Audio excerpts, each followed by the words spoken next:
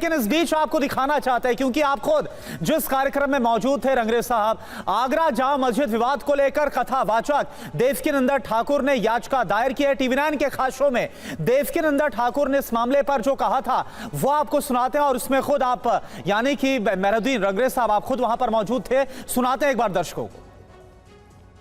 काशी, मथुरा, आगरा की जामा मस्जिद की सीढ़ी, इन तीन को हम लोगों, क्योंकि काशी में शिव आज भी हैं, मथुरा में कृष्ण आज भी हैं, और जामा मस्जिद की सीढ़ियों में आज भी आपके मुस्लिम इतिहासकारों के अनुसार कृष्ण का अपमान हो रहा है। मैं बता रहा हूं, एक पूरी बात कर दूं। तो मैं ये कह रहा हूं कि जब ये तीन जगह पे हम लोगों की आस्था है, हमारा डीएनए एक, हमारा रक्त एक, हमारे पूर्वज एक, हमारे इष्ट एक पूर्व में, तो उसी के नाते मुस्लिम हमारे भाईचारे को निभाएं और कहें कि तीन जगह आप ले लो, बाकी की जगह विवाद न करना, और हम वादा करते हैं कि बाकी जगह पर विवाद। जब भाईचारे की बात होगी तो उसमें मोनू मानेसर की बात नहीं होगी, जिस पर 2 मुस्लिम युवकों को मारने का आरोप है। आपने अयोध्या कहा, आपने काशी कहा, आपने मथुरा कहा, लेकिन मथुरा के बाद तो आपका अगला टारगेट आगरा भी हो गया जी। और आप कह रहे हैं कि आगरा की जो जामा मस्जिद है, जिसको शाहजहां की बेटी ने बनवाया था, उसके सीढ़ियों के नीचे भगवान श्री कृष्ण की मूर्तियां दबाई गई हैं। तो आप तो एक और टारगेट ले आए।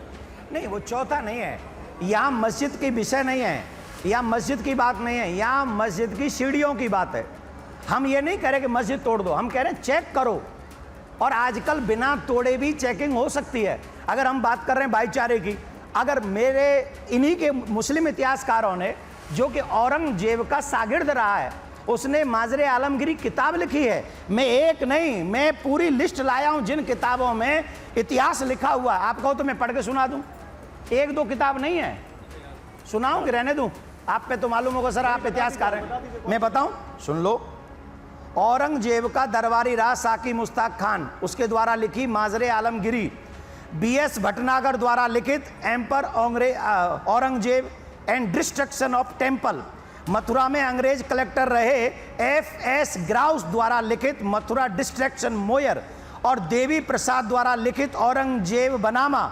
इतनी कितनी किताबें हैं, इतिहास है, और भी हिंदुओं की तो मैंने ज़्यादा लिखी नहीं, बोली नहीं है, जिन्होंने सबने बताया कि उसने मंदिर तोड़े। मथुरा 1669-70 में आके मंदिर तोड़ा, मंदिर तोड़कर वहाँ से छवियाँ ली, और वो जाके औरंगजेब ने अपने आगरा की जामा मस्जिद की सीढ़ियों में गाड़ दिया।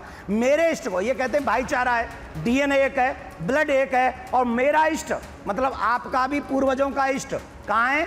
मंदिर की मस्जिद की सीढ़ियों में। और मैं चैन से बैठ जाऊंगा उन्हें लाए बगैर? मैं तो नहीं बैठूंगा, और तब तक नहीं बैठूंगा। अब बताता हूं, इसमें हमने आगरा में कोर्ट में केस कर दिया, 4 सुनवाई हो चुकी हैं अभी तक, एक भी सुनवाई में विपक्षी लोग नहीं आए। क्यों नहीं आए? लेट करने का स्टाइल कि 2024 का इलेक्शन निकल जाए, बाद में देखेंगे। अरे भाई, ये कोई बात है?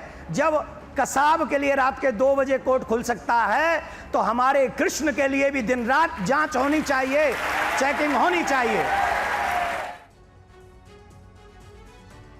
और हमारे साथ तमाम खास मेहमान मौजूद हैं। साजिद रशीदी साहब, आपने देवकीनंदन जी की बातों को सुना ध्यान से, क्या कहेंगे उनकी डिमांड पर? क्या यह संभव है, क्या यह मुमकिन है, क्या कोई बीच का रास्ता निकल सकता है क्या हिंदू पक्ष की इस डिमांड के बाद?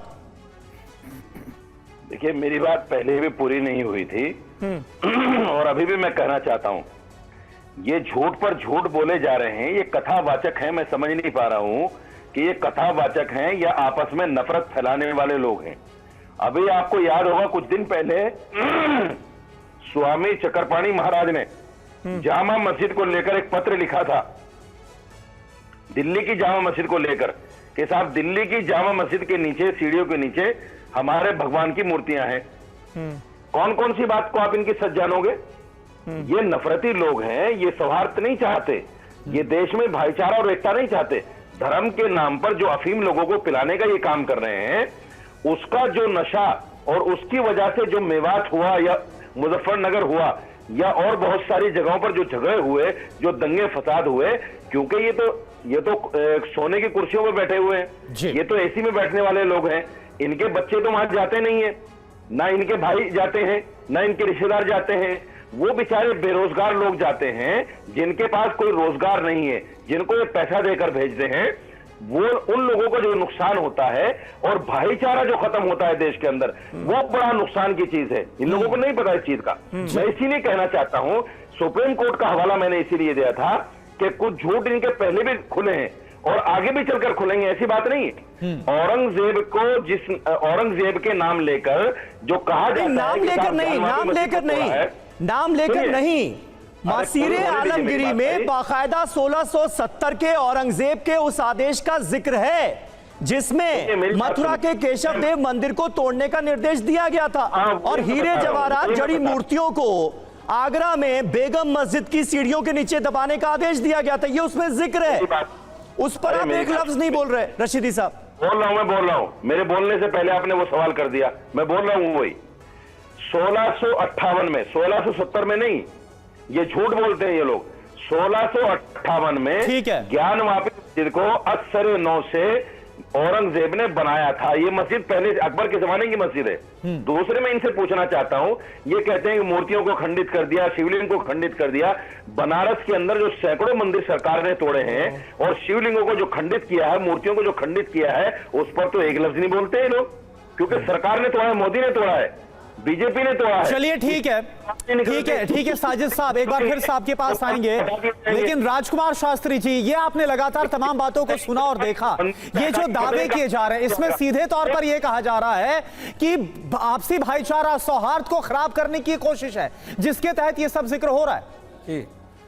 देखिए एंकर महोदय, मैं आपके चैनल के माध्यम से ये देख रहा हूं कि रशीदी साहब जो भी बात कह रहे हैं, इनकी बातों में कोई तथ्य नहीं है। धीरेन्द्र शास्त्री जी का बयान स्वागत के योग्य है। देवकी नंदन ठाकुर जी ने जो बात कही वो बहुत ही स्वागत के योग्य बात है और इसके साथ यह बिल्कुल ठीक है। और भारत सरकार, भारतीय जनता पार्टी की सरकार ये काम कर रही है जो कि आज बहुमत की अपेक्षा है, जो सरकार से जनता अपेक्षा करती है कि सभी मंदिरों का, जितने भी मंदिर हैं जिनको तोड़ करके औरंगजेब ने या शाहजहां ने मंदिरों को तोड़कर मस्जिद बनाया, चाहे मथुरा की जन्मभूमि की बात हो, चाहे दिल्ली के जामा मस्जिद की बात हो, यह सभी मस्जिद आप देखिए सीढ़ियां लगा करके ऊपर बनाए गए, क्योंकि इनके नीचे आज भी वो मूर्तियां स्थापित हैं। सबसे पहले हमको ये समझना पड़ेगा, सारे जितने हिंदू समाज हैं इनको एक संगठित होने की जरूरत है। और मजार में जो चादर चढ़ाई जा रही है, नहीं देखिए राजकुमार शास्त्री जी, हिंदुओं को जो मसारे आलमगिरी है जिसका जिक्र